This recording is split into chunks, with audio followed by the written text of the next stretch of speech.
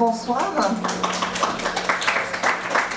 Tout d'abord, chandail spécialement pour toi, Antonio, vu ta demande ce matin sur Facebook. Alors, bonsoir et merci d'être venu m'écouter en cette fin de session. Je remercie spécialement et doublement et triplement Salon Double pour cette invitation que nous avons eu à reporter une première fois lors du Printemps Érable et une deuxième fois due à mes caprices de diva et de tournée mondiale et autres. Mais la troisième fois est bien la bonne et donc je remercie encore Amélie pour l'invitation ainsi que Gabriel, Simon et Laurence pour leur patience. Plusieurs d'entre vous ici présents m'ont déjà entendu parler au sujet de l'image du Che et de sa reprise dans la culture populaire. C'est un projet sur lequel je travaille depuis plusieurs années et qui finira un jour par être un essai. Et je regarde Bertrand Gervais pour lui dire que oui, ça sent bien. Vous m'avez aussi entendu au sujet de Lady Gaga versus Madonna pendant le officiel de 2011, dont un extrait a été publié sur le site de Pop en Stock et je suis la responsable du dossier Lady Gaga et Antonio, il y a 3 nouvelles réflexions qui s'en viennent sur le dossier, je m'en suis occupée cette semaine. Aujourd'hui, je vais vous faire un mash-up de mes sujets de prédilection. Je vais effectivement vous parler de révolution, de recyclage culturel, de Che Guevara et des divas de la pop, Madonna et Lady Gaga. Et puisque nous sommes ici dans un salon de littérature contemporaine, il va même être question de quelques textes contemporains. Donc, vaste programme, en 1 heure à peu près, je crois. Dans la théorie de recyclage culturel, il est question d'une culture citationnelle marquée par une réutilisation d'une mémoire culturelle. Je souhaite questionner le geste citationnel ou intertextuel qui se traduit par le passage d'un médium à un autre et qui rend visible ce recyclage du discours, d'une idée, d'un personnage ou d'un événement. La vitesse qui caractérise la production discursive des médias raccourcit le temps qui sépare les diverses manifestations d'un discours et attire l'attention sur la répétition, sur la réintroduction du déjà vu ou du déjà entendu. Bolter et Grusin appellent ceci remédiation, remediation, la représentation d'un médium dans un autre. Nous analyserons ici la remédiation du Che à travers les différentes répétitions du personnage pour voir s'il y a figure ou valeur iconique de l'image et d'un éventuel rôle de la mémoire. Le travail de figure se fera sur l'image du Che, image à grande valeur iconique, évoquant vaguement la liberté, mais détachée de son contexte révolutionnaire. Les multiples motifs de son appropriation sont rendus possibles dans une culture de cette appropriation où les technologies facilitent et accélèrent la circulation de cette dite image. Cette circulation et son utilisation, je les considère comme étant une perspective du pop art et des images empruntées à la publicité. À partir de la figure du Che Guevara, je souhaite explorer une meilleure compréhension de l'imaginaire contemporain. Le recyclage des idées, des images et des événements de notre quotidien dans la transposition de l'image du Che est le détournement d'un symbole pour passer un message. Mais quel message? Celui de la contestation, d'une liberté post-68arde, ou avons-nous affaire ici à un simple effet de répétition multigénérationnelle? Mes objectifs consistent à penser la figure du héros ou de l'anti-héros dit révolutionnaire dans sa complexité théorique et historique. Deuxièmement, à identifier sa réappropriation dans les arts, la littérature, la culture populaire et sur le web. Ce soir, pour cette conférence, je propose de m'arrêter à la reprise de ce cliché révolutionnaire dans 2 romans contemporains. 99 francs, le best-seller de Frédéric Beigbeder du début des années 2000, et un roman de Grégoire Courtois, publié au Cartonnier en 2011. J'évoquerai également un récit de Carole David paru suite au Printemps Érable chez Héliotrope, et un texte dans le numéro hors-série de la revue Artichaut, ainsi que, bien sûr, mes 2 grandes dames de la culture populaire contemporaine, de la pop musique, Madonna et Lady Gaga. Ce vaste programme s'inscrit dans une perspective néo-baroque telle qu'elle a déjà été présentée par Antonio Dominguez Liva, ici présent, lors de sa présentation de Salon Double en 2012, inspirée du travail de Omar Calabrese. Il s'agit de voir le néo-baroque comme étant à cheval entre la transition et la répétition d'une esthétique, entre un devoir de mémoire et un besoin de l'oubli. Cette perspective d'entre-deux s'inscrit dans la mouvance postmoderne et m'amène à penser la transmission, l'héritage, la survivance de la mémoire culturelle dans un contexte de mutation. La reprise d'une figure populaire du révolutionnaire à travers l'image du Che me permet de questionner les modalités de la mémoire toujours liées à la technique et au support, par lesquels la culture, les arts visuels et la littérature contemporaine se réapproprient cette temporalité collective qui paraît être faite de rupture et de répétition. Le baroque est une forme de l'imaginaire qui exprime le chaos et le déséquilibre de la condition humaine, opposée à l'idée d'une perfection et d'harmonie humaine propre au classicisme. Dans le néo-baroque, les figures culturelles expriment une condition fragmentaire et marginale de l'esthétique. Pour Christine Bussy-Glucksmann, il s'agit de mettre au jour les éléments d'une esthétique du virtuel, propre au baroque, dans un moment où l'art est à l'époque du virtuel technologique et plus seulement à celle de la reproductibilité, pour reprendre les termes de Walter Benjamin. Bussy-Glucksmann parle donc d'un regard cartographique de la complexité baroque qui ne révèle plus d'une seule interprétation. Elle propose deux paradigmes du baroque. Le premier est une complexité de type benjaminienne avec son modèle archéologique, en allemand l'Ursprung, et ses figures de la ruine, du fragment, de la mélancolie et de l'allégorie. Donc d'un côté, je vais regarder cette mélancolie et cette ruine, en fin de compte, qui est présente dans cette image.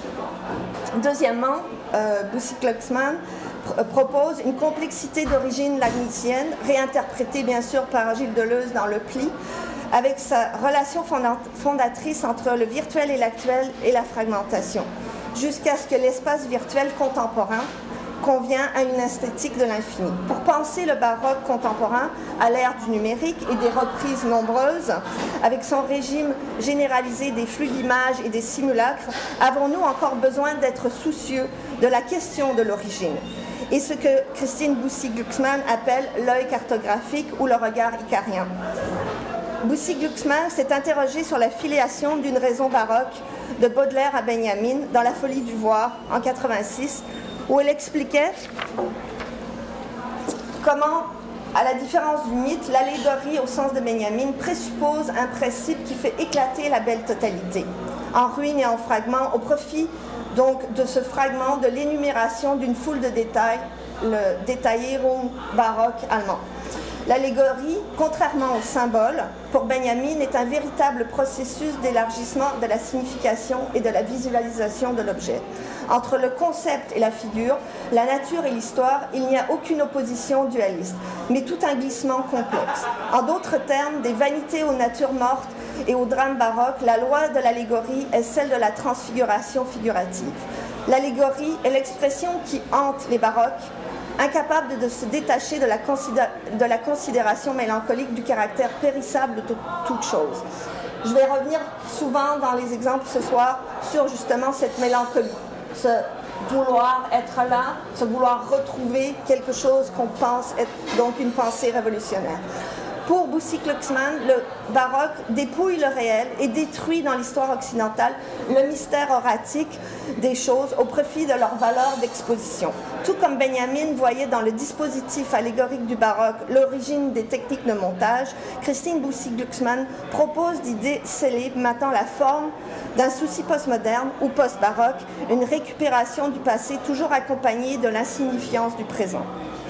Penser la figure révolutionnaire de manière néo-baroque dans les productions culturelles contemporaines, c'est voir dans ses nombreuses reprises un processus de figuration mélancolique. L'intensification de la circulation des objets culturels dans la globalisation des marchés fait ressortir les enjeux de ma recherche, c'est-à-dire la redéfinition d'une mémoire culturelle à travers la répétition d'une figure tout à fait fragmentaire et à partir de l'effacement et la persistance d'une mémoire, ainsi que le rôle des technologies dans la représentation de cette figure. En m'intéressant à la différenciation entre les procédés de réutilisation dans la production culturelle, donc je pense à citation, pastiche, plagiat, reprise, et les processus de recyclage sur le web, je vois que je suis davantage liée à la banalisation d'un matériau, à une sérialisation et à une répétition. Je veux plutôt démontrer qu'il y a résistance dans la reprise du matériau culturel. Ce qui pousse le recyclage culturel est l'intensification de la circulation de ces objets. Le recyclage culturel n'est pas seulement l'insertion d'un objet culturel dans un nouveau contexte. La réutilisation conserve une mémoire du matériau et constitue en quelque sorte un enrichissement de cet objet culturel-là. Cette image à gauche, donc, qui est à la façon Warhol, reprise du poster étendard de Che Guevara, finalement n'est pas du tout un Warhol. Il passe pour un Warhol, il a même été déjà vendu en galerie comme étant un Warhol, mais c'est quelqu'un qui a repris la technique Warhol.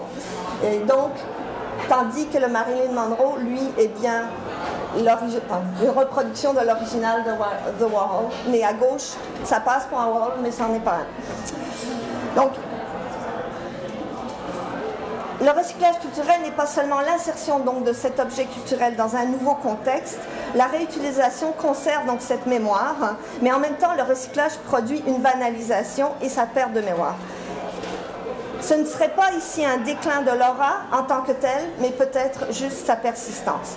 Dans son acceptation technique, recycler équivaut en effet à dissoudre le matériau, à le fondre indifféremment dans une nouvelle forme, à reproduire un nouvel objet sans égard pour la mémoire de son matériau. Dans ce sens, le concept de recyclage connote un paradigme négatif, celui du pillage, de l'oubli, de la cannibalisation et de la destruction. Comprendre ce paradigme nous oblige maintenant à dépasser la dichotomie négatif et positif.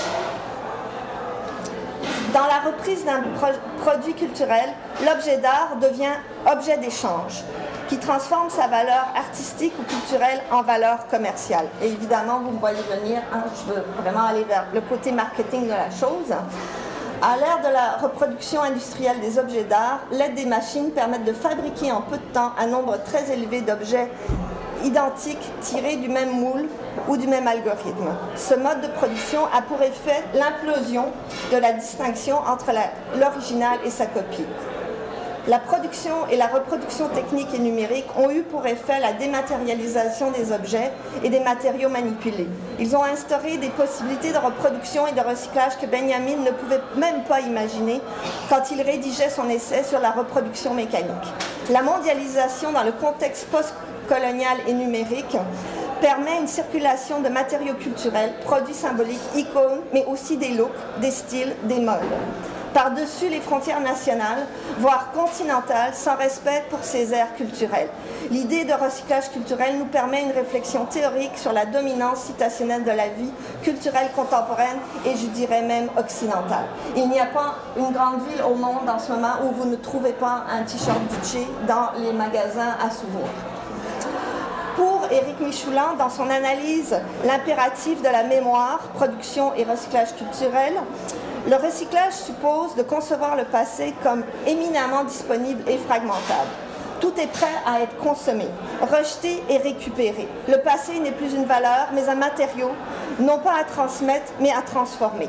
Si on ne peut plus le recevoir ni l'inventer, il ne reste alors qu'à voler l'héritage et la création afin de se réapproprier une propriété et une remodélisation de la chose. D'où la nécessité d'effacer les traces de l'appartenance première de ce qu'on a volé. Autrement dit, effacer les marques de la valeur d'usage, mais surtout les traces de l'usure. Tout ce qui a fait dans les matières ou les pensées recyclées l'objet d'une durée. Il est impossible de recycler sans nier quelque chose. Nous retiendrons que l'idée que la copie puisse passer pour être un acte de création. Nourrie par un recyclage des idées 68ardes, la reprise du Che comme représentation d'un idéal révolutionnaire passe à travers un processus de figuration. En 2006, Susan Sontag a parlé des conséquences positives des conséquences positives de l'utilisation du Che comme symbole. C'est moi qui traduis la citation de Susan Sontag. Je ne méprise pas l'impact du Che comme image romantique, en particulier chez les jeunes nouvellement radicalisés aux États-Unis et en Europe occidentale. Si le côté glamour du Che, l'héroïsme de sa vie et le pathos de sa mort peuvent servir à renforcer le rejet du style de vie contemporaine et de l'impérialisme américain, et ainsi faire progresser le développement d'une conscience révolutionnaire chez les jeunes, eh bien, tant mieux. Alors, cette citation date de 2006, non, c'est la réédition, donc ça date de... Oui, c'est bien 2006, excusez-moi. Parce que là, j'ai ma citation en anglais en bas, c'est pour ça. Donc, Che Guevara, le romantisme révolutionnaire. L'homme au visage le plus imprimé sur les t-shirts de la pop culture. Le mythe de la figure révolutionnaire du Che se construit à partir de 2 photos. Je ne les ai pas mises ici, j'ai mis que celle qui est la plus connue. La première, celle-ci donc à droite, la célèbre photo d'Alberto Corda de 1960, d'un barbu au regard mystique coiffé d'un béret étoilé. Dans la même série justement de ces photos-là, ceux qui connaissent un peu cette histoire savent que Jean-Paul Sartre et Simone de Beauvoir étaient à Cuba au moment où cette photo a été prise. Donc quand on voit les négatifs finalement originaux, on voit Simone de Beauvoir et Jean-Paul Sartre juste à côté sur les mêmes négatifs. Il faut aussi peut-être savoir que Alberto Corda, qui a pris la photo, était un photographe de mode. Je vais y revenir. Donc, ce barbu au regard mystique coiffé d'un béret étoilé. Le romantisme révolutionnaire de cette image réside dans la représentation de ce regard. Ce regard que l'on pourrait aussi évoquer comme regard communiste, regardant au loin, n'est-ce pas, qui semble être sur le point de s'éloigner de ce sur quoi son regard est fixé. Si l'on reprend l'ange de l'histoire de Walter Benjamin, pensez à ça aussi, regardez vers l'histoire. L'autre photo de 67, que je n'ai pas reproduit, mais que vous avez déjà vue, est de Marc Rutten de l'agence France Presse, d'un Che christique allongé, cadavre au torse nu, blessé. C'est à partir de là que Che Guevara est devenu une figure de l'ange martyr de la révolution moderne. Régis Debray, qui a été donc son compagnon d'armes, écrit « On ne peut rien contre les mythes, son assassinat l'a transformé en archange, le glaive en moins. Martyr, Che devient donc, dès l'instant où il meurt, mythe et figure.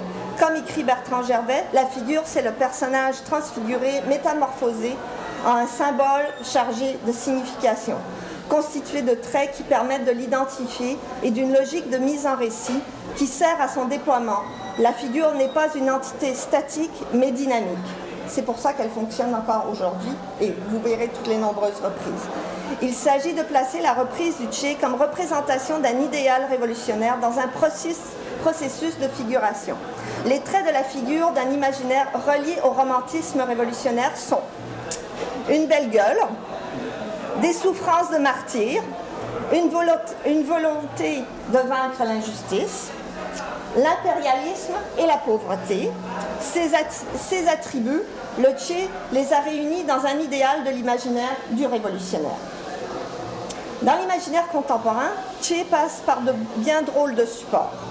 Une narration s'enclenche à partir de la photo prise donc en 60 d'Alberto Corda Diaz. Ensuite, Che Guevara est tué en Bolivie en octobre 67 et il devient un poster boy iconique en 68 par le biais de la prolifération de l'affiche de l'éditeur italien Gian Giacomo Feltrinelli, qui est donc cette affiche que vous connaissez bien et que vous avez vue pendant le printemps érable, reproduite souvent sur les drapeaux rouges. Je vais vous en montrer des images un peu plus tard. Donc, Feltrinelli avait utilisé la photo de Corda et la reprise en rouge et en noir de Jim Fitzpatrick, qui est un autre, disons, recycleur de l'image de Corda, qui avait donc fait ce poster et, pour illustrer finalement un magazine pour raconter l'histoire de Che Guevara.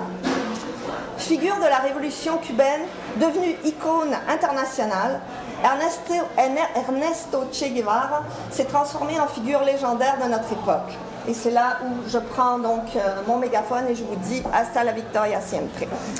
Le Che demeure un symbole d'espoir et de foi et constitue une référence pour une certaine idée politique pour de nombreux activistes du monde entier. Figure martyr pour certains, terroriste et démon pour d'autres, surtout les anticommunistes, les réfugiés cubains de Miami qui ont fui le régime castriste, qui, eux, militent très régulièrement dans les souvenir shops pour aller brûler les t-shirts à l'effigie du Che, parce que justement, ça les dérange. Il représente malgré tout la figure de celui qui se sacrifie pour une cause. J'arrive bientôt avec mon terroriste. Le Che est devenu une figure du romantisme révolutionnaire qui donne cours à des textes, des images et des sites web d'exaltation lyrique et expression culturelle nostalgique romantique du passé. Le romantisme révolutionnaire est une vision du monde qui traverse la culture populaire et dont une des caractéristiques est la protestation culturelle contre la civilisation capitaliste moderne. Ce que le romantisme refuse dans la société industrielle bourgeoise moderne, c'est avant tout le désenchantement du monde dans un monde marchand. Le romantisme défend une sensibilité empreinte de nostalgie. Et donc, ce pourquoi je vous ai exposé cette idée du néo-baroque et de cette nostalgie qui revient. Empreinte de nostalgie, on peut même le considérer comme une critique culturelle de la modernité. Il oppose aux valeurs quantitatives de la civilisation industrielle les valeurs qualitatives de la culture spirituelle et morale. Cette figure du romantisme révolutionnaire perdure jusqu'à s'imposer dans une culture populaire. Depuis son apparition dans la photo de Cordin jusqu'à sa réappropriation aujourd'hui, l'enjeu figuratif de cette photo est de questionner ce qui se passe entre le moment où elle a été prise et le moment où elle n'est devenue qu'une silhouette, une ombre sur un t-shirt, ainsi que divers autres médias. Che Guevara, le martyr, est devenu une figure qui, plus de 40 ans après sa mort, demeure un héros révolutionnaire dans l'imaginaire contemporain. Le recyclage de son mythe s'avérera utile pour observer la récupération et l'actualisation d'une figure dans des textes littéraires et visuels. Nous verrons dans la reprise du Che un processus de figuration. Dans l'imaginaire contemporain, il passe donc par toutes ces différentes matières, on va dire, et il va même s'exposer au prestigieux Victoria et Albert Museum de Londres pendant l'été 2006, sous la direction de la commissaire Tricia Ziff, qui a créé une exposition intitulée Che Guevara, Revolutionary and Icon. En tant que poster étendard des idées socialistes des années 60, le Che apparaît comme affiche banale d'un romantiste contestataire dans une chambre d'adolescents. Le Che, dans la reproduction culturelle populaire, est lié à la banalisation donc de ce matériau et de sa répétition. Afficher ou porter le t-shirt du Che, même s'il est transformé ici en Planète des singes, est un acte, volontaire ou non, ou faire plaisir à Antonio, qui témoigne de la cause révolutionnaire qui a marqué la carrière politique du personnage. Entre l'effet de mode vestimentaire ou idéologique, quelle configuration choisir? Il faut se rapporter aux traits distinctifs de cette figuration. Hein? Donc vous vous rappelez, je vous ai dit la belle gueule, l'ange martyr et surtout celui qui meurt pour la cause et qui deviendra ce que Che a lui-même appelé l'homme nouveau dans ses écrits.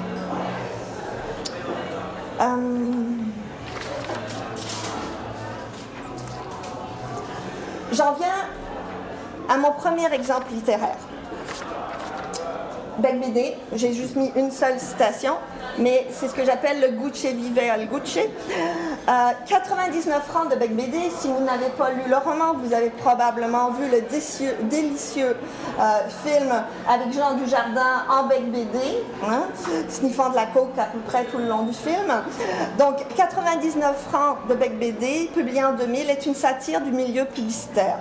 Dans ce roman, Beck BD s'attaque à la société de consommation, au mode de vie occidental, à l'utilisation exagérée des outils technologiques, hein, que ce soit tout le temps ces cellulaires, Internet, SMS, il n'y a pas encore Facebook à ce moment-là.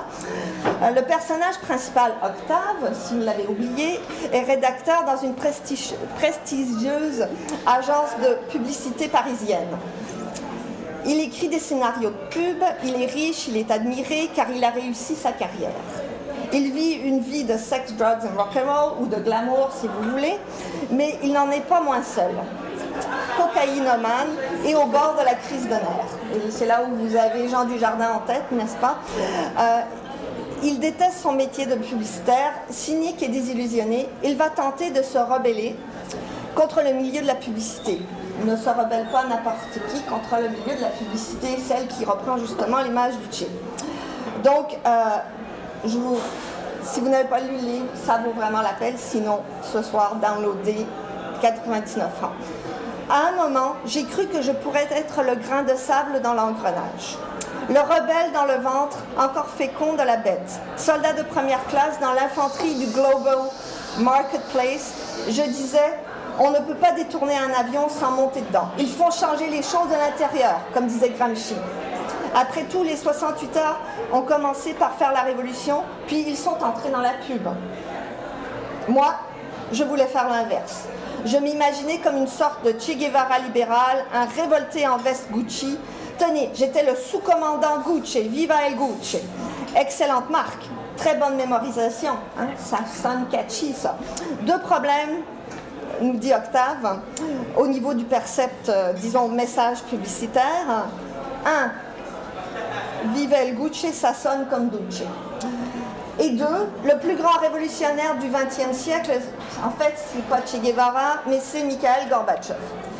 Je crois qu'à la base, je voulais faire le bien autour de moi. Cela n'a pas été possible pour deux raisons, parce qu'on m'en a empêché et parce que j'ai abdiqué. Ce sont toujours les gens animés des meilleures intentions qui deviennent des monstres. Je cite un autre extrait de la page 144. Non mais, on va où là? Si personne n'ouvre sa gueule. La pub est même devenue révisionniste. Gandhi vend les ordinateurs Apple, tu te rends compte? Ce saint homme qui refusait toute technologie, qui s'habillait en moine et marchait pieds nus, le voici transformé en commercial informaticien. Et Picasso est du nom d'une bagnole Citroën. Steve McQueen conduit une Ford. Audrey Hepburn porte des mocassins Todd. Tu crois qu'ils ne se détournent pas dans leur tombe, ces gens-là, d'être transformés en VRP posthume? C'est la nuit des morts vivants, Cannibal Holocaust. On bouffe des cadavres, les zombies font vendre. Mais où est la limite? Et c'est ici que j'instaure, pour ceux qui ont besoin d'aller à leur cours ou pour ceux qui viennent d'arriver, ma pause publicitaire de 2 minutes qui me permettent de prendre une petite pause. Donc les révolutionnaires que vous allez voir et qui vendent ici sont Che Guevara, Fidel Castro, Mao Tse-tung, Karl Marx, Lénine, Martin Luther King, Rosa Luxemburg, Ho Chi Minh et Mahatma Gandhi. Donc on peut changer le son pour montrer ça.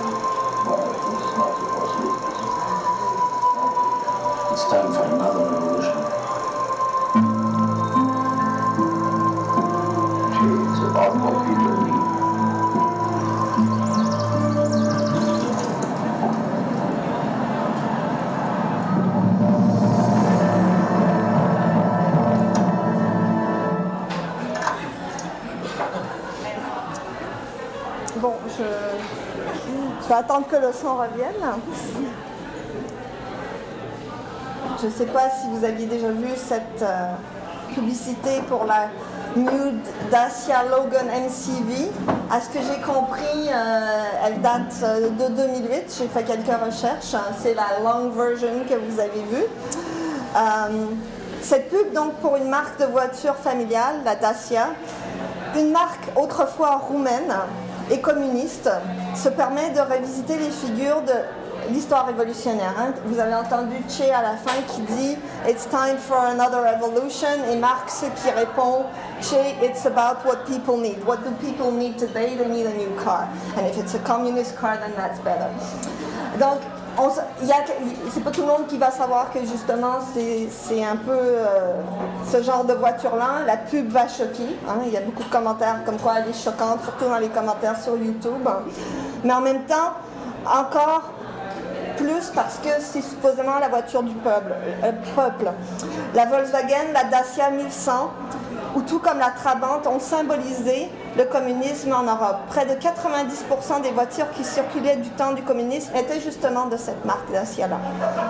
On pense à ces voitures qui quittaient Prague après l'invasion de la Tchécoslovaquie par les troupes soviétiques en 1968 ou à la chute du mur de Berlin où tout le monde a essayé voulait traverser le plus vite possible pour aller en Europe occidentale. Donc, je fais référence ici à ce qu'on a appelé The Rebel Cells. Certains d'entre vous ont peut-être entendu parler de cet essai de deux Canadiens nommés Joseph Heath et Andrew Potter. Ça s'appelle The Rebel Cell, Why the Culture Can't Be Jammed, qui a été publié aux États-Unis entre le nom Nation of Rebels, Why Counterculture Became Consumer Culture, so they changed the title. La figure du rebelle est donc une formule gagnante. Le héros romantique et martyr fait vendre des produits de consommation. C'est d'ailleurs donc le titre de ce livre que je viens de nommer. La rébellion est une excellente façon de se démarquer. Comme la plupart des produits de consommation doivent se distinguer de la vie ordinaire, on est toujours à la recherche d'une dernière tendance. Tendance qu'il ne faut pas suivre, car alors vous devenez mainstream, vous devenez grand public. L'imagerie de la non-conformité et de la rébellion serait donc un argument de vente pour de nombreux produits, en particulier ceux qui sont d'abord vendus comme des produits autres, des produits différents. Ces auteurs, donc, de cette étude de Rebel Cell, ces auteurs reprennent en fin de compte une logique capitaliste de trouver un trou dans le marché pour avoir un produit à vendre. On veut toujours se distinguer, avoir quelque chose que l'autre n'a pas, mais qui finit par devenir commun. Une tendance que l'on connaît bien dans la musique populaire rock, alternative, on pourrait dire hipster aujourd'hui. Pour celles et ceux qui doivent toujours se réinventer, la tâche n'est pas toujours facile. Malheureusement, Heath et Potter n'ont pas tout à fait saisi l'importance de l'hégémonie culturelle selon Gramsci. Hein, pour eux, c'est reprendre justement ce modèle de trouver la rébellion et la reproduire, et que finalement, reproduisez la culture de marché, vous allez y arriver, mais ils passent complètement à côté du message gramscien qui est vraiment de parler de cette hégémonie de la culture. Ce sur quoi le recyclage culturel navigue énormément. Pour Gramsci, la révolution ne peut pas avoir lieu tant qu'il y aura une culture hégémonique bourgeoise dominant la culture de masse.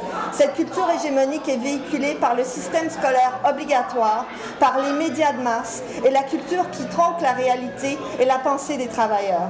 Au lieu de faire advenir une révolution, les travailleurs des sociétés occidentales se laissent endoctriner par le nationalisme, la consommation et l'ascension sociale et reprennent ainsi une culture bourgeoise, argumente Gramsci, une culture qui est individualiste, une culture de compétition et de réussite personnelle.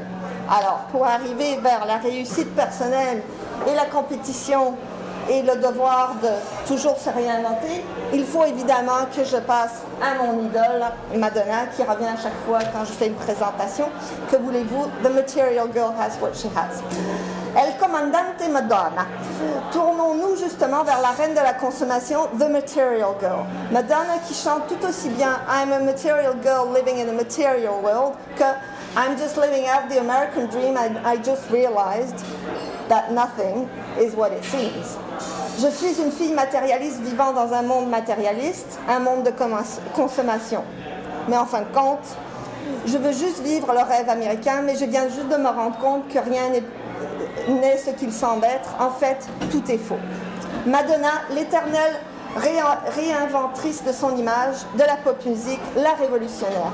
Interviewée par Oprah Winfrey, dont de moindre, en janvier 2004, après la sortie de American Life, au sujet de ses nombreuses transformations de look, parle de l'importance des grands personnages de l'histoire afin de se sentir inspiré. Et je vais la citer en anglais, mais je pense que vous pouvez me suivre et je vais y revenir en français après. Oprah lui demande, "You see yourself as limitless and constantly in transformation." Madonna répond, "One of the things that helps me tell a story through music is to create a character. I have to have a muse. Whether it's Frida Kahlo, Martha Graham, Marlene Dietrich, or Pippi Longstocking. My muse for my newest album, American Life, donc nous sommes en 2003, my muse was Che Guevara. I never think, oh, I can't do that. I think of myself as a blank canvas. And I can paint anything on myself." Donc, Madame est juste quelque chose de vide qu'on peut remplir et elle a besoin de ses muses et en 2003, c'était donc Che Guevara. D'ailleurs, si vous suivez un peu Instagram, parce que Instagram est un médium très riche pour savoir un peu qu'est-ce qui est tendance en ce moment si on suit les grandes stars. Et je peux vous dire que Frida Kahlo n'est pas loin du prochain album de Madonna parce qu'elle est présente dans pratiquement une image sur 5 de Instagram de Madonna en ce moment.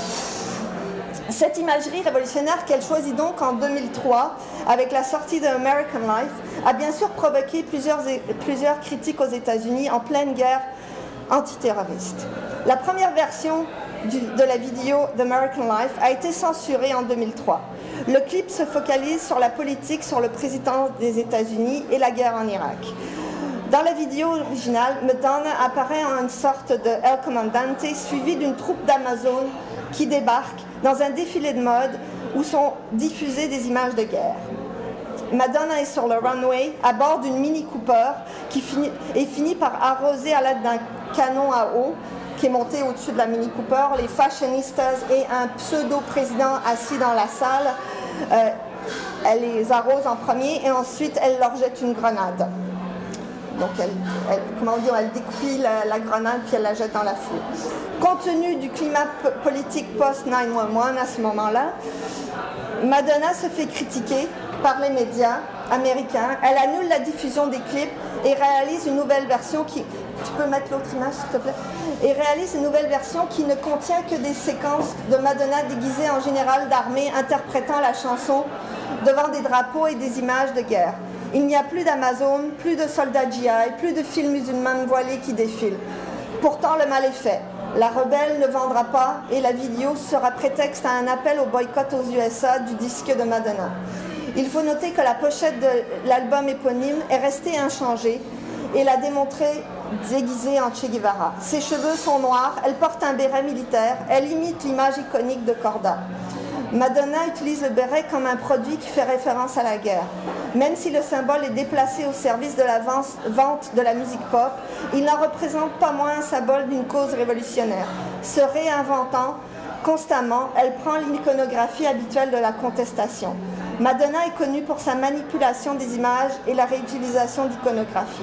La photo de Che Guevara est déjà un objet de consommation évidemment depuis 1968. Ce béret est suffisant pour rappeler l'image de la mode kitsch de ce qui représente la contestation.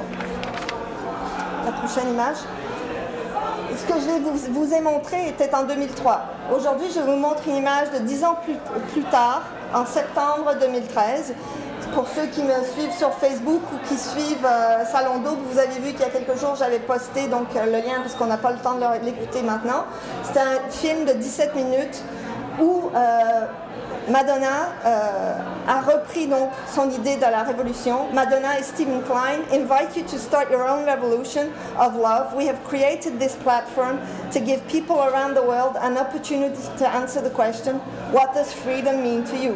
Donc, Stephen Klein est le réalisateur de clips, par exemple pour son clip dans... ça y est, là j'ai des blancs évidemment, mais a réalisé la plupart des derniers clips aussi de Lady Gaga. Donc tous les clips que vous connaissez de Madonna et de Lady Gaga, où il y a de la prison, où il y a du latex, où il y a du noir, ce sont souvent des vidéos qui ont été faites par Stephen Klein. Donc ils se sont associés tous les deux pour commencer votre propre révolution. Ça a leaké un peu partout sur Internet, donc sur Instagram. Depuis plusieurs mois, on recevait des images de ce film. Et le 17 septembre, on pouvait donc se retrouver dans une ville cosmopolite, New York, Paris, Rome, Londres, Toronto. Et au coin d'une rue, le film de 17 minutes a été projeté sur des murs. Sur la prochaine image, s'il te plaît, pour expliquer que finalement, il voulait inviter une propre révolution. Et vous voyez, this film is dedicated to those who have been pursued or being persecuted or may be persecuted for the color of their skin, their religious beliefs, their artistic expression, their gender or their sexual preferences. Anyone whose human rights have been violated. Pour ceux qui connaissent un peu l'histoire, vous savez peut-être que pendant la tournée, la dernière tournée de Madonna, elle s'est fait censurer en Russie. Elle fait référence ici évidemment au Pussy Riot. Et donc, comme je vous dis, on ne va pas le regarder ici, mais je vous invite vraiment à aller l'écouter parce que esthétiquement c'est très beau et elle ramène en fin de compte ce message qui a avorté en 2003 et qui revient donc 10 ans plus tard armé d'un réalisateur vraiment très très habile. Quand je dis que je veux commencer une révolution, c'est exactement ce que je veux dire. Je veux dire que je veux lancer un mouvement de gens ou d'artistes qui n'essayent pas de gagner un concours de popularité, qui ne sont pas préoccupés par l'approbation des autres, qui ne se demandent pas s'ils ont un beau cul ou que ça soit important d'avoir un beau cul. C'est toujours une voix off, ce n'est pas un clip de musique. Elle remixe les paroles de Martin Luther King. Si j'avais la peau noire et un afro, me prendriez-vous au sérieux? Ma révolution. Si j'étais un arabe agitant une grenade dans ma main, me prendriez-vous au sérieux? Si je portais une tenue de combat, j'avais un AK-47 attaché dans mon dos, me prendriez-vous au sérieux? Au lieu de tout cela, remets l'autre image avant s'il te plaît. Au lieu de tout cela, je suis une femme, je suis blonde, j'ai des seins et j'ai un cul. Et j'ai un besoin insatiable de me faire remarquer. Je n'arrête pas de dire à tous ceux que je veux, à tous, excusez-moi, je n'arrête pas de dire, excusez-moi qui a traduit, je n'arrête pas de dire à tous, ce que je veux commencer, c'est une révolution. Mais personne ne me prend au sérieux. Ce sera la révolution du penser par soi-même, d'avoir sa propre opinion et de ne pas se soucier de ce que les gens disent. Ce sera une révolution de poser d'autres questions, de ne pas se soucier de gagner l'approbation des autres, de ne pas vouloir être quelqu'un d'autre. Vous pouvez parfaitement vous contenter d'être qui vous êtes, quelqu'un d'unique, de drôle et de courageux. Et là, deux slides, voilà. C'est là où j'en viens à mon Madonna encore versus Lady Gaga, parce que la révolution de Madonna de 2013 a été précédée évidemment d'une révolution de Lady Gaga qui s'appelait The Body Revolution. Je vais y revenir, mais là je veux remettre ensemble cette iconographie. L'image de Lady Gaga que vous voyez ici est donc tirée de son dernier clip, et où là, très étonnamment, il y a beaucoup moins d'artefacts, il y a beaucoup moins de déguisements. Et si vous connaissez le clip Voguing de Madonna, vous savez que cette image-là existe exactement pareil dans Vogue. Je ne l'ai pas mis ensemble parce que je veux aussi partir de cette iconographie révolutionnaire dépouillée de tout artifice. On parle donc de mash-up dans le cadre d'une superposition de deux images provenant de sources différentes, superposition de données visuelles et sonores différentes. Le mash-up ou le bootleg est un genre musical hybride puisqu'il consiste en l'association dans un nouveau morceau de deux ou plusieurs titres existants. Le mash-up trouve son origine dans la capacité et le penchant de certains musiciens à recycler toute forme de musique, notamment à travers le sampling dans le hip-hop ou simplement la reprise chez certains groupes. Historiquement placée dans la mouvance de la postmodernité, cette pratique du recyclage mise sur l'aspect citationnel de la culture populaire. Le recyclage exprimerait un mode d'appropriation d'un matériel culturel presque irrévérencieux qui tire une œuvre de son contexte original. Les concepts qui reviennent dans le discours du recyclage sont entre autres reprises et répétitions, perte d'historicité et de temporalité.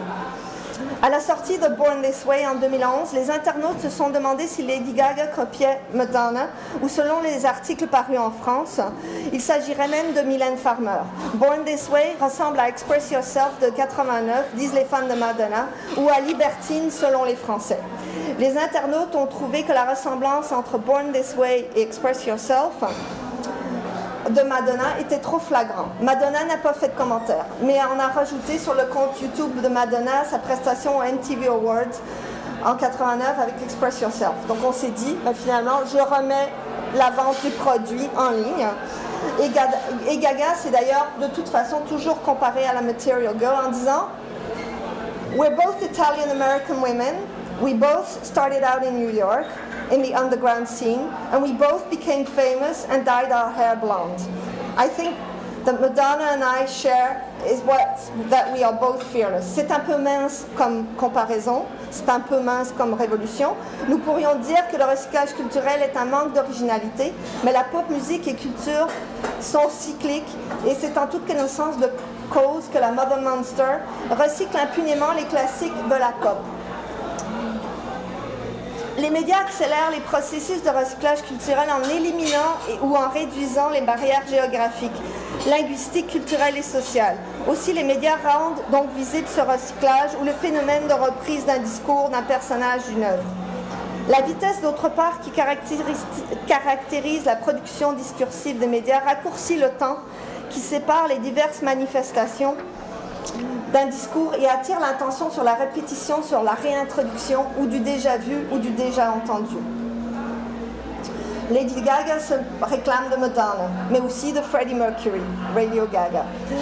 Et pas plus tard que ce mois-ci, dans son Art Pop Rave, elle se demandait si elle était Jeff Koons ou si Jeff Koons était Lady Gaga. Sa stratégie d'appropriation est manifeste. Son travail se situe dans la transgression de la pop culture, dans le scandaleux, où elle tire profit d'une posture postmoderne en raison de son originalité dans la reprise. Pas besoin d'être original parce que je le reprends. L'affiliation qu'elle avoue est perçue comme un plagiat par les fans d'un bord et non pas par les fans de l'autre bord. Il y a toujours des oppositions. Elle renonce en quelque sorte à une prétention d'originalité et par le fait même à une esthétique d'un sujet humaniste et individualiste.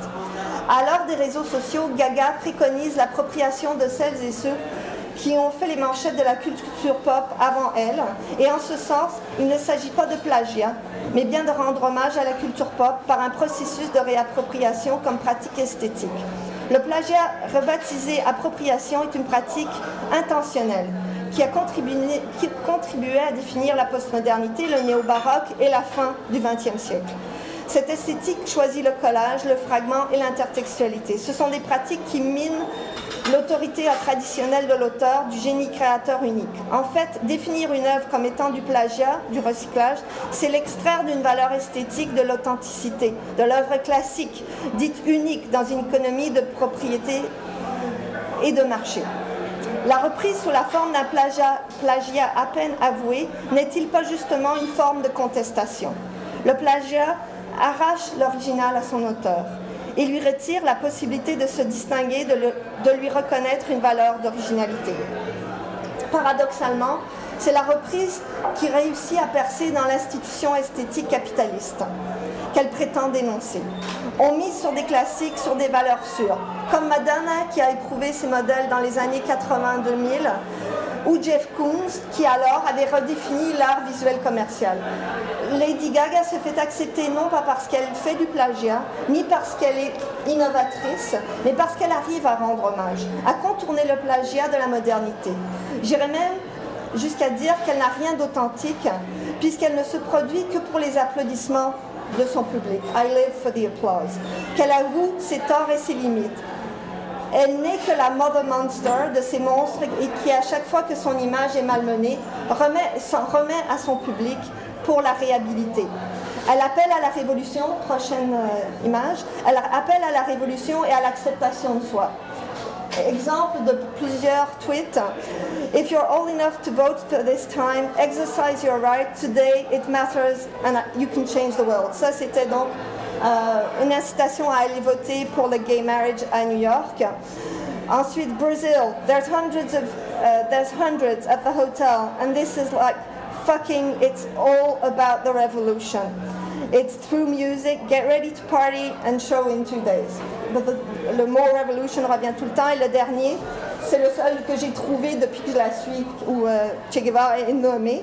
I usually fall asleep to slasher flicks. Here's a pic of Che Guevara over my bed in my hotel room. I should be sleeping like a baby. Donc là, elle est donc au Brésil, elle est à Rio, et elle prend le soin de dire that Che Guevara is looking over her, donc veille sur elle. Dans la prochaine image, vous verrez une capture d'écran donc de son Body Revolution et de ce qu'elle a appelé le Born This Way Foundation. En février 2012, les médias l'accusent de prendre du poids. C'est la prochaine image. Avec sa mère, elle lance sa fondation Born This Way Foundation. Nous espérons établir des bases d'une culture de la bravoure et de la bonté, ainsi que créer une communauté mondiale qui protège et nourrit les autres face à l'intimidation et l'abandon. Elle lance également donc ce projet The Body Revolution. La révolution par le corps est une forme d'acceptation de soi déjà entrepris dans l'imagerie de la monstruosité qu'elle proclame à travers son personnage de Mother Monster et dans Born This Way. Dans son premier message sur Twitter en février 2012 au sujet de The Body Revolution, Gaga dit combien il a été difficile pour elle de contrôler son poids et pourquoi elle a décidé de poster des photos d'elle en sous-vêtements. Il s'agit de prouver qu'il faut être courageux et qu'il ne faut pas avoir peur de montrer ses insécurités. Donc, vous voyez ici, les messages de la révolution est « Acceptez votre corps, libérez-vous vous-même, hein, you were born this way », et libérez-vous de vos insécurités en postant des photos de vous-même. Nous nageons ici, évidemment, en pleine culture du selfie. Hein. Nous sommes habitués maintenant de plus en plus à avoir ces photos prises de nous, où que nous soyons. Et j'allais dire Madonna, Lady Gaga, donc, est la reine du selfie. Qu'elle s'endorme ou qu'elle soit en train de manger, nous avons droit sur toutes les plateformes, toujours à des photos d'elle présente sur Instagram, etc. Vous voyez quand même qu'il y a une différence entre la révolution 2012, février 2012, ici de Lady Gaga, et septembre 2013 de Madonna, qui est donc un film de 17 minutes, beaucoup plus élaboré, qui prend la Love Revolution. Mais on dirait que ces deux dames sont toujours en train de surfer l'une à côté de l'autre, et je soupçonne que leurs relationnistes et leur équipe travaillent très très proches. Et finalement, il y en a un qui est là pour les 40 ans et plus, et l'autre pour les 30 ans et moins. La prochaine image est celle de donc la couverture du nouveau disque Art Pop, évidemment réalisé par Jeff Koons. Dans son nouvel album Art Pop et le premier clip Applause, Gaga est toujours prête à se sacrifier au nom de son art. Elle ne vit qu'à travers le regard de ses fans, philanthrope et militante. Gaga vient pourtant de s'associer à un des plus mercantiles artistes de l'art contemporain, le pseudo Warhol, Jeff Koons. Si Warhol, à qui il est souvent comparé, trouvait que des objets populaires pouvaient devenir de l'art et être exposés, Koons, à l'inverse, a retiré à la culture populaire son caractère populaire pour élever la banalité au niveau du privilège de Happy Few Who Can Pay a Jeff Koons et accentuer la fracture entre les quelques privilégiés du monde de l'art et le reste du monde. Bien sûr, sans les révolutions conceptuelles de Duchamp et de Warhol, Koons et Damien Hirst n'auraient pas empoché leurs millions de dollars. Dans son esthétique de recycleuse, Gaga chante dans Applause « One second, I'm a Koons. Then suddenly, the Koons is me. Pop culture was in art, now art's in pop culture, in me. » Donc, pour traduire, à un moment, je suis un Koons, je ne suis pas Jeff Koons, I am a Koons. Donc je suis une œuvre d'art de Jeff Koons, puis tout d'un coup, le Koons, c'est moi. La culture pop était dans l'art, maintenant l'art est dans la culture pop. Elle est moi. Donc elle a renversé, ce n'est plus la culture pop qui finalement est là proche de la culture populaire des arts. Non, c'est l'inverse. Je vends de l'art et je suis l'art. Jeff Koons, qui a inversé la démarche tel que Jeff Koons qui a inversé la démarche de Warhol, Gaga renverse le populaire de la culture pop pour démontrer que dans le fond, l'art n'est plus que du populaire, qu'il n'y a plus de high ou low culture. Telle une guerrière, elle révolutionne le monde de l'art et se soucie peu du qu'en dira-t-on pour piger les symboles et figures qui lui conviennent. Le 1er septembre 2013, Lady Gaga a ouvert le festival de iTunes 2013 à Londres avec la chanson Aura, Laura Benjaminienne, Aura, qui a été connue sous le nom de Burqa avant d'être commercialisée comme Aura. Donc sa chanson Aura, que je n'ai pas le temps de vous montrer ici, à genoux, vous la voyez, dans l'obscurité, portant un costume noir, déguisée comme une sorte de guerrière ninja, tenant un micro dans une main et un couteau dans l'autre, le visage couvert d'une sorte de hijab noir, un masque, qu'est-ce que c'est? C'est un voile, on ne sait pas trop. Le couteau arbore le mot Hollywood. La musique d'intro de Aura débute avec les notes que nous avions vues plusieurs fois apparaître sur le net, qui était un teaser clip de l'année dernière connu sous le nom de Burqa, où elle est à la fois, donc, comme d'habitude, en sous-vêtements, mais il y a des fois on voit une femme se promener dans un métro, dans une ville entièrement couverte d'un burqa, et on avait donc cet entrelacement entre ces deux images avec cette musique. Il n'y avait pas de paroles. Donc la musique a été reprise pour Aura et finalement elle en a fait une chanson. Do you want to see me naked, lover? Do you want to peek underneath the cover? Do you want to see the girl who lives behind the aura? Behind the aura. It could be behind the burqa. Amant, voulez-vous me voir toute nue? Voulez-vous jeter un regard sous la couverture, sous le voile? Voulez-vous voir la fille qui vit derrière l'aura? En fait, derrière le voile ou l'aura, il n'y a que du vide. Et les images révolutionnaires ne sont que les allégories fragmentées que l'on recycle. Et donc, je cite ici Lady Gaga, I just want 11/11, qui est donc le moment de release du dernier album, to be a time for us all to really open our minds and protect a brand new future in communication, in technology, in visual arts. I think that anytime you have a voice in the world and you're a public figure, you have to potential to start a revolution. I feel it is your duty to do so. Donc, nous avons le devoir de commencer une révolution. Ce qui m'amène à mon deuxième exemple littéraire, je n'ai pas oublié Salon double ici, de ce soir, qui est tiré d'un roman paru au Cartanier en 2011. Il s'agit de Révolution de Grégoire Courtois. Révolution est le récit d'un groupe d'amis à Paris, jeunes bourgeois en apparence inoffensifs, plus doués pour les cocktails d'alcool que pour les cocktails Molotov. Son éditeur écrit « Au lendemain d'une fête bien arrosée visant à organiser une révolution, quelques amis bourgeois parisiens se réveillent à demi nus dans un appartement où traînent déchets, bouteilles vides de Bordeaux, vêtements griffés, imbibés de vomi. Ces bobos guerrilleros décideront néanmoins de provoquer une révolution. » Et je lis quelques extraits. Le monde était injuste, la société imparfaite. Et Jean Christian, il n'y a pas non plus chrétien que Jean Christian. Jean Christian en avait plus qu'assez. Il décida d'appeler Françoise pour lui faire part de son désarroi et éventuellement trouver des solutions pratiques au mal-être qui le rongeait. 1 heure plus tard, à la terrasse du Kellman, pas loin du métro-hôtel de ville, le cœur était à la révolte. Les idées à la rébellion et les diabolos à la fraise. Écoute, avançait Jean Christian, je comprends que nous ne pouvons pas culpabiliser pour l'ensemble des injustices de ce monde. Cela rendrait la vie invivable. Mais je ne peux plus contrôler ma sensibilité. Elle s'envole comme un papillon fou et les larmes montent aux yeux quand je suis témoin des horreurs que la société engendre. Il faut changer tout ça.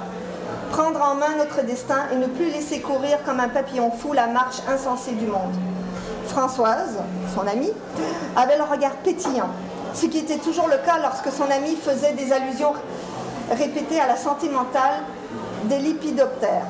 Qui plus est, l'entendre ainsi parler de la culpabilité de l'homme blanc à l'aube du XXIe siècle la mettait curieusement dans tous ses états. Car elle aussi, elle avait déjà éprouvé cette désagréable impression. Au détour d'un trottoir, quand un SDF lui avait tendu la main et qu'elle n'avait pas eu le temps de chercher son porte-monnaie, occupée qu'elle était à revisser son tube de rouge à lèvres, un picotement de honte l'avait effectivement chatouillée. Mais Françoise le savait, tout cela n'avait peu d'importance. Car quoi qu'il pût dire, et aussi aberrantes que fussent les nouvelles lubies de Jean Christian, elle s'acharnait bêtement à y adhérer de tout son cœur.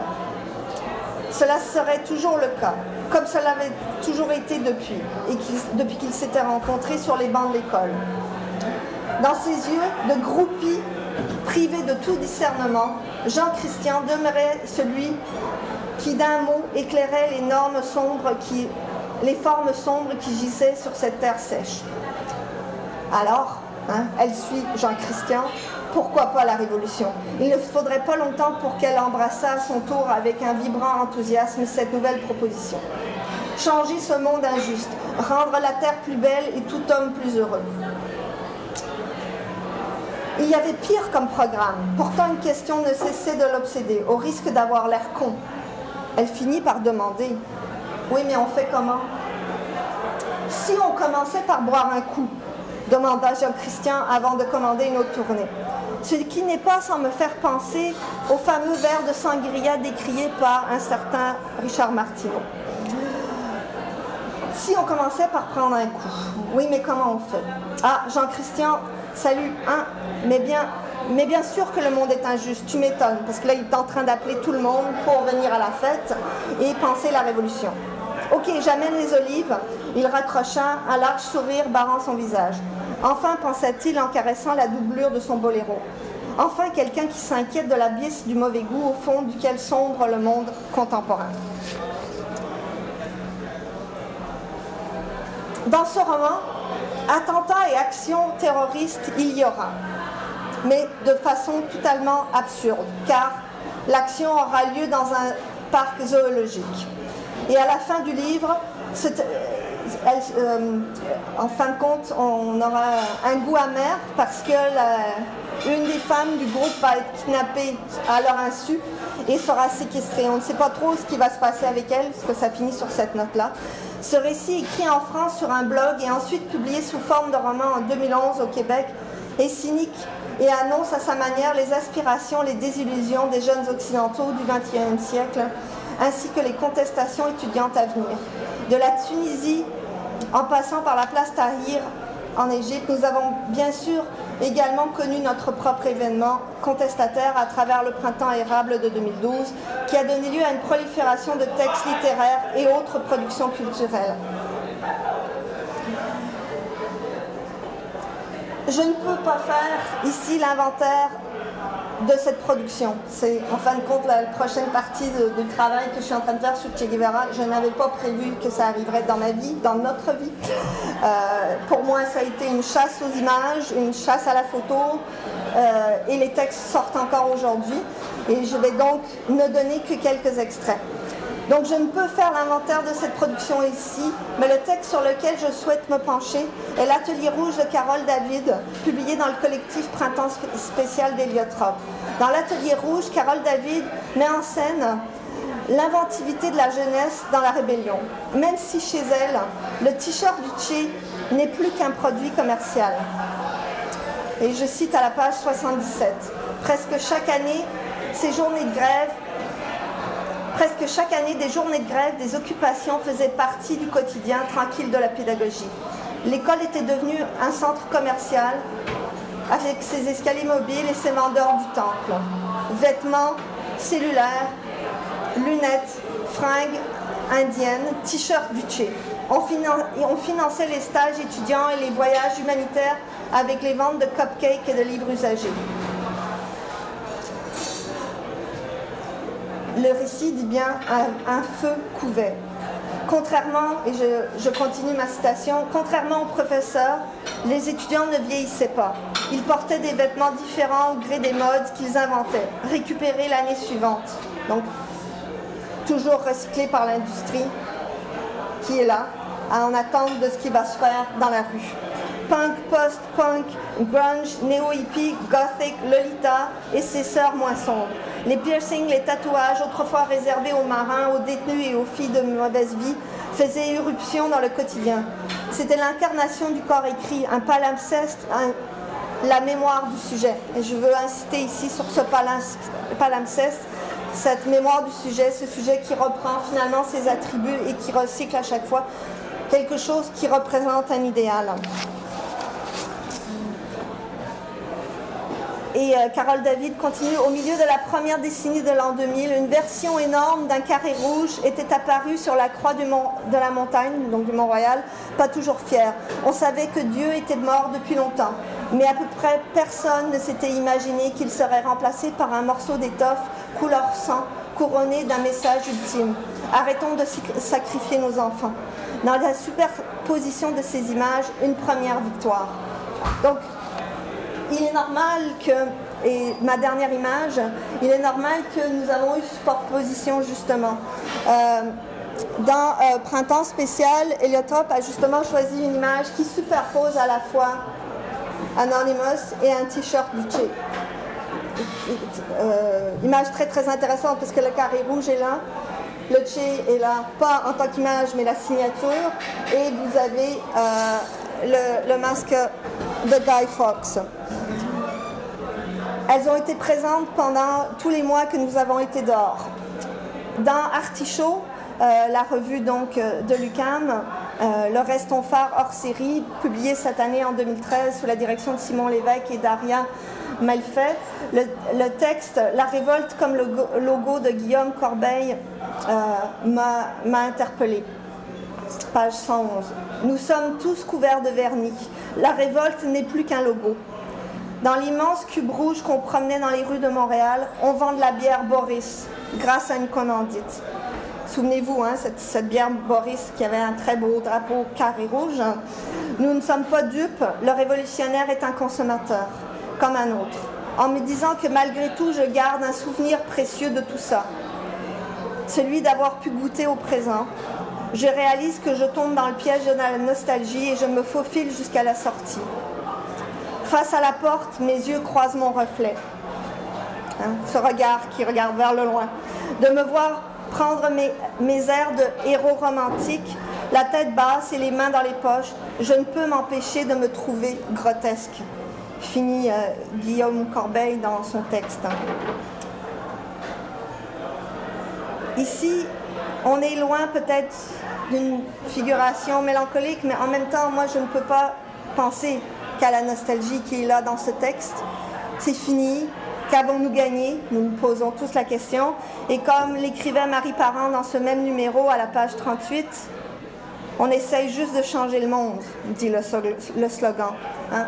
C'est un slogan qui est là tout le temps, récupéré peut-être par les grandes divas de la pop musique, mais aussi par nous. Et même si pas tout le monde reconnaît qui est Che Guevara quand on porte un t-shirt, on sait que quelque part, il y a une nostalgie en arrière et un slogan. Et quelle ne fut ma tristesse ce matin en lisant la presse. Je l'ai reposté sur Facebook et vous avez dû le voir si vous lisez la presse plus. L'intitulé dit « Vêtements ». C'est dans la rubrique « Vêtements ». Le carré rouge pourrait devenir une marque. Exclusif à la presse, après avoir été reproduit des milliers de fois à coups de ciseaux dans une pièce de feutrine, le fameux carré rouge des manifestations étudiantes des dernières années pourrait bien être monopolisé par un détaillant de vêtements. C'est Philippe Tessera-Lessard qui rapporte dans la presse. Raymond Drapeau